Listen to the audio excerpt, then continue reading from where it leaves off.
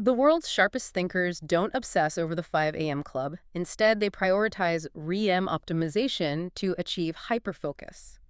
That was the moment I realized that what we call hustling is actually cognitive suicide. In the next 20 minutes, you are going to learn 10 specific strategies to wake up fully charged and double your output, even if you are a night owl. And that's a critical point. We're looking at a stack of research today that it just completely dismantles that whole hustle harder narrative. The core message is actually kind of uncomfortable for a lot of people. Which is? Stop sacrificing sleep for work. It isn't productivity. It is, and I mean this seriously, it's self-sabotage. It's a hard pill to swallow, though. I mean, we've all been conditioned to see sleep as the enemy of progress. I used to wear my all-nighters like a badge of honor. We all did. But looking at the data on this sleep first model, that badge is basically a participation trophy for burnout. Look, So we're going to walk through 10 strategies, starting with the mindset, right? exactly. We have to start with the concept flip. This is strategy number 1. Which is sleep is work. Sleep is work. That sounds like a contradiction. Usually work is what keeps me from sleeping. It does sound backward, doesn't it? Yeah. But here's the biological reality. You need to treat your 8 hours of sleep as part of your official job description. So it's not time off. It is not time off. It's not inactive time.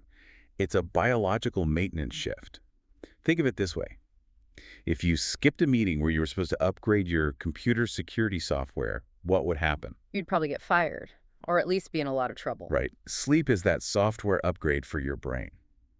If you view it as optional, you are choosing to run on an unpatched, glitchy operating system. So when I say I'll sleep when I'm dead, I'm basically saying I'll operate at 60% capacity until I crash. Exactly that. You're actively choosing cognitive decline. Okay, so the mindset is shifted. Sleep is on the payroll. So where does this work happen? Let's talk environment. The cave method. Strategy number 2. The cave method. And this is crucial. Most people think their bedroom is dark enough. I can almost guarantee you it is not. Yeah, the source material here is, it's incredibly specific. It's not just close the blinds. No, we are talking about true sensory deprivation. First, blackout curtains. That's non-negotiable. But here's where it gets interesting. Go on. Tape over the LED lights. Okay, stop right there. This feels a little obsessive, doesn't it? That tiny red light on my TV, or, the green dot on the smoke detector, is a pinpoint of light across the room actually destroying my sleep quality? It feels dramatic, I know. But it's evolutionary. For 99% of human history, a light in the dark wasn't a standby mode. You was what? It was eyes. Eyes, like a predator. Exactly. A Yep. predator, a threat. Even through your closed eyelids, your brain registers that light. It keeps your amygdala, your fear center, just slightly activated. So I'm not getting depth sleep. You might fall asleep, but you won't reach the deepest, most restorative stages because a part of your brain is still on watch duty.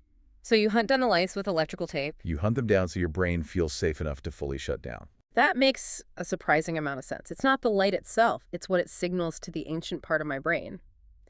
What about temperature?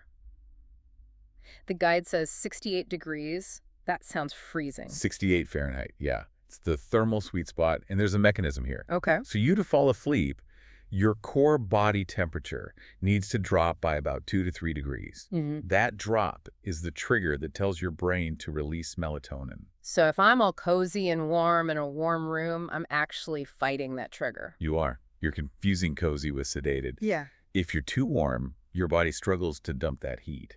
You might doze off, but your sleep will be fragmented. You want the room cool, like a cave. Cool, dark, and silent. Okay, the cave is ready. The stage is set. Now, how do we prepare our brains to actually enter it? This brings us to the most tactical part of the deep dive. 10-3-2-1-0 rule. Right, and this is like a countdown, a runway. It is. Most people fail at sleep because they don't have that runway. They try to land the plane vertically. I've seen this rule online, but it's usually just a list of numbers. Let's really break down what each one stands for, because some of them, they seem impossible. Let's start with the 10. 10 hours before bed, no caffeine. 10 hours. So if I go to bed at 10 p.m., my last coffee is at noon. At noon. It feels aggressive, but it's pure chemistry. The half-life of caffeine is about 5 to 6 hours. Meaning half of it is still in your system? Half of it is still active 6 hours later. So at 10 hours out, you still have a quarter of that caffeine floating around. You're trying to sleep while chemically stimulated. Okay, fine. Coffee is done at noon. What about the 3? 3 hours before bed, no food or alcohol. Ooh, this one is tricky for the late night snackers. Why 3 hours? Because digestion is a really high energy process. If you eat a heavy meal and then lie down, your body is focusing on breaking down food, not on repairing brain cells. And alcohol. People swear it helps them sleep. Alcohol is the great deceiver. It helps you lose consciousness, yes, but it destroys your REM sleep. You pass out, but you don't actually sleep. Got it. So we're hungry and uncaffeinated? What's the two? 2 hours before bed, no work. Oof. This is the one. No checking emails. No emails, no Slack, no, just one more thing. Work triggers cortisol, the stress hormone. Cortisol is the direct antagonist of melatonin. You can't have both. You need a buffer zone. A 2-hour buffer to let those stress hormones flush out. Which brings us to one, I'm guessing this is the screens. 1 hour before bed, Yeah. no screens, and this connects right back to the cave. That blue light from your phone mimics the sun at high noon. Staring at it at 11 p.m. tells your brain it's the middle of the day, You're just killing the melatonin release. right when you need it most. And finally, the zero. 0 times hitting the snooze button in the morning. This just feels like a discipline thing. Is there a biological reason for this one too? Oh, yeah. When you hit snooze and drift back off, you're starting a new sleep cycle you have no intention of finishing. So when the alarm goes off 9 minutes later. You're ripping yourself out of deep sleep. Mm. That causes what we call sleep inertia, that groggy zombie feeling that can last for hours. Okay, so the 10-3-2-1 Nero is a biological deceleration ramp. Perfectly put. But here's a problem. I do all that. I'm in the cave, I lie down, and then my brain decides to remind me of every email I forgot to send. The racing thought syndrome. It feels like having 50 browser tabs open in your mind. That's a perfect analogy. There's a name for this. The Zeigarnik effect. The what effect? Zeigarnik. It's a principle in psychology that says the brain remembers unfinished tasks better than finished ones. So it's hanging on to them because it's afraid I'll forget. Exactly. It creates an open loop that generates anxiety, keeping you awake. So how do we close the loop? Strategy number 4. The brain dump. You mean, just write it all down. Specifically with pen and paper. There is something about the physical act of writing that signals to your brain, this is captured, it's safe, I can let go now. You're offloading your brain's RAM onto the paper. You empty the cache, enter the cave, and you sleep. Okay, so we've covered the night. Let's flip the script. The sun is up. How do we start the engine? This brings us to strategy number 5, light exposure. The advice is always get morning sunlight. But does it really matter if it's outside sun versus just turning on the lights in my kitchen? I mean, light is light, right? Not even close. It comes down to intensity, which we measure in lux. Rux. Right. A bright kitchen might be 500 lux. Yeah. A cloudy day outside, that's 10,000 lux. Direct sun can be over 100,000. Wow. So indoor light is basically a candle in comparison. It is, and you need that high intensity to trigger what's called the cortisol pulse. It's a healthy spike in cortisol that wakes you up, clears the brain fog, and this is the weird part. It sets a timer for your melatonin release 16 hours later. So stepping outside this morning is literally booking my appointment for sleep tonight. You are winding the clock. Speaking of clocks, let's talk about the weekend. Strategy 7 is about consistency windows. And this tackles a huge problem, social jet lag. I love that term. Explain how it works. Okay, so you wake up at 7 a.m. Monday to Friday. Then on Saturday, you sleep in until 11 a.m. You think you're catching up. Right. Banking those hours. But what you've actually done, biologically, is fly from New York to London. You just shifted your internal time zone by 4 hours. And then Monday morning comes. The alarm goes off at 7 a.m. and you have to drag your body back 4 time zones instantly. That's why Mondays feel like death. It's literal jet lag. Precisely. The fix, and I know this is tough, is waking up within the same 30-minute window every single day. Even on Sunday. Even on Sunday. That is brutal. But I guess high performance requires a high performance routine. But what if my high performance routine wants to start at 10 a.m.? This brings us to strategy 9, chronotype syncing. This is where we finally debunk the 5 a.m. club. Please do. Because I've tried it, and I just end up staring at a screen like a zombie until 9 a.m. anyway. That's because the 5 a.m. club is basically a lie for about half the population. Your chronotype, whether you're a morning lark or a night owl, is genetic. It's hard-coded in your DNA. So fighting it is pointless. It's worse than pointless. It's counterproductive. If you're a night owl forcing a 5 a.m. wake-up, you are working against your biology. You should be syncing your work to your chronotype. So if your peak focus is 10 p.m., use it. Use it. Don't feel guilty about it. Optimization is about alignment, not just copying some billionaire's routine. That is so validating to hear. Okay, so we have the routine. But, life happens. You hit that 2 p.m. wall where your brain just shuts down. We need a rescue plan. The rescue toolkit. And the first tool is NSDR. Strategy number 6, non-sleep deep rest. Sounds fancy. Isn't that just a nap?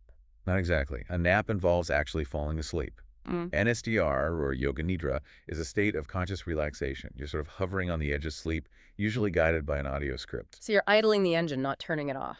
Perfect way to put it. 20 minutes of NSDR can replenish dopamine without the risk of waking up groggy, which is a big problem with naps. But if I do want a nap, strategy number 8 blew my mind. The nap latte. Ah, the nap latte. The ultimate hack. It sounds totally contradictory. Caffeine plus sleep. Why would I drink coffee right before I try to sleep? Okay, to get this, you have to understand a molecule called adenosine. Right. Adenosine builds up in your brain all day and makes you feel tired. Yeah. Sleep clears it out. Caffeine works by blocking the receptors adenosine attaches to. Okay, so it's like putting tape over a keyhole. That's perfect. Right. So here's the hack. You drink a cup of coffee quickly. It takes about 20 minutes for that caffeine to get into your bloodstream. In that 20-minute window, Take a nap. you take a nap. The sleep clears out the natural adenosine. Then, just as you wake up 20 minutes later, the caffeine hits your brain. But now all the keyholes are open. The receptors are clear. The caffeine can lock in instantly. You wake up with zero grogginess and an immediate caffeine kick. You get the restoration of sleep and the stimulation of caffeine. That is chemical engineering for your energy levels. I love that. It's incredibly powerful. We've covered so much ground here. But I think we need to zoom out for the final strategy. Number 10 isn't a tactic. It's more of an emotional shift. It's the emotional payoff. The source puts it very simply. Listen to your body, not the gurus. Yes. We live in a world that sells suffering as a KPI. That if you're not tired, you're not working hard enough. Strategy 10 is about giving yourself permission. Permission to sleep in. Permission to sleep in. If you are exhausted, your body is screaming for recovery. Ignoring that signal to follow some productivity hack is insane. You are allowed to prioritize recovery. It goes right back to our first point. Sleep is work. If you're skipping it, you're not a hero. You're just bad at your job. It's like an elite athlete. They don't just train 24/7. No, they recover aggressively. They treat recovery with the same discipline as the workout. We all need to do that. If you master recovery, your waking hours will take care of themselves. That's the key. You don't manage your time, you manage your energy. And that energy starts in the dark at 68 degrees, 10 hours after your last coffee. It really is that simple and that complex. So tonight, when you find yourself reaching for your phone at 11 p.m. or you see that standby light on your TV, just ask yourself, are you hustling or are you just stalling your own recovery? Productivity is not a destination, it's a system. To build the next part of your system, click the video on the screen right now. It's the perfect next step. I'll see you there.